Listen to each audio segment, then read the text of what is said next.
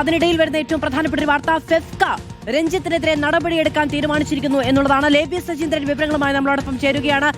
ലേബി, ഒരു വീഴ്ച നമുക്ക് വളരെ പ്രകടമായി കാണാൻ കഴിയുന്നുണ്ട്. നേരത്തെ പറഞ്ഞ 2 കേസുകളിൽ നോക്കൂ, ഒരു കേസ് 15 വർഷവും ഒരു കേസ് 12 വർഷവുമായി എന്നുള്ളത് കൊണ്ട് മാത്രമാണ് അതിൽ കോടതി നിയമ നടപടി റദ്ദ് ചെയ്യുന്ന സാഹചര്യം ഉണ്ടായത്.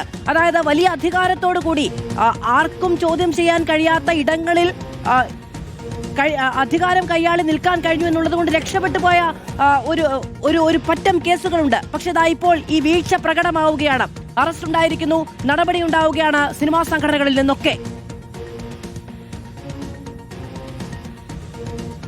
മധു, തീർച്ചയായും ഫെഫ്ക ഈ സമയത്ത് നിശബ്ദമായി ഇരിക്കാൻ കഴിയുന്ന ഒരു അവസ്ഥയിലല്ല. തീർച്ചയായും അതുകൊണ്ട് തന്നെയാണ് നടപടിയിലേക്ക് പോകുന്നത്.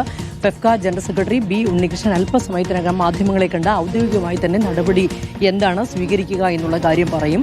ഫെഫ്ക ഡയറക്ടേഴ്സ് യൂണിയനുമായി ആലോചിച്ചതിന് ശേഷമാണ് ഫെഫ്ക ജനറൽ സെക്രട്ടറി അല്പസമയത്തിനകം മാധ്യമങ്ങളെ കാണാൻ തീരുമാനിച്ചിരിക്കുന്നത്. ഏതായാലും ഫെഫ്ക കടുത്ത നടപടിയിലേക്ക് പോകുന്നു എന്ന് തന്നെയാണ് ഈ ഘട്ടത്തിൽ നമുക്ക് മനസ്സിലാകുന്നത്. മധു നേരത്തെ സൂചിപ്പിച്ചതുപോലെ രഞ്ജിത്തുമായി ബന്ധപ്പെട്ട ആരോപണങ്ങളിലെല്ലാം നേരത്തെ സിനിമാ സംഘടനകളൊക്കെ ഇത്തരത്തിൽ മൗനം ദീക്ഷിച്ചിരുന്നു തുടക്കത്തിൽ എന്നുള്ള ആരോപണമൊക്കെ ഒരുപാട് കേട്ടതാണ്. ഈ സമയത്ത് താരസംഘടനയായ അമ്മയുടെ പ്രതികരണം നമ്മൾ തേടിയെങ്കിലും അമ്മ പ്രസിഡന്റിനെയോ ജനറൽ സെക്രട്ടറിയോ നമുക്ക് ഫോണിൽ കിട്ടാനായിട്ടില്ല. അവരുടെ പ്രതികരണം അതുകൊണ്ട് തന്നെ തേടാനുമായിട്ടില്ല. തീർച്ചയായും ആ പ്രതികരണവും പ്രസക്തം തന്നെയാണ്. കാരണം പുതുമുഖ നടിയാണ്, പുതുമുഖ നായികമാർ കടന്നു വരുന്ന സാഹചര്യത്തിൽ അവരുടെ സുരക്ഷ ഉറപ്പാക്കേണ്ട ധാർമ്മികമായ ഉത്തരവാദിത്തം അമ്മ എന്ന സംഘടനയ്ക്കുണ്ട്. അതുകൊണ്ട് തന്നെ ആ പ്രതികരണവും വളരെ പ്രസക്തം തന്നെയാണ്. ഇപ്പോൾ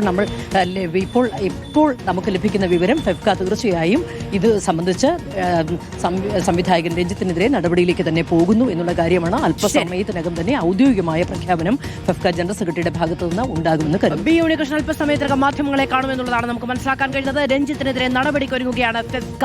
അറസ്റ്റ് ചെയ്തത് ഇന്നലെയാണ്, റിമാൻഡ് ചെയ്തിരിക്കുന്നു, ജയിലിലേക്ക് എത്തുകയാണ്. ഇന്ന് തന്നെ ജാമ്യവുമായി മുന്നോട്ട് പോകും എന്നുള്ളതാണ് നമുക്കറിയാൻ കഴിയുന്ന കാര്യം.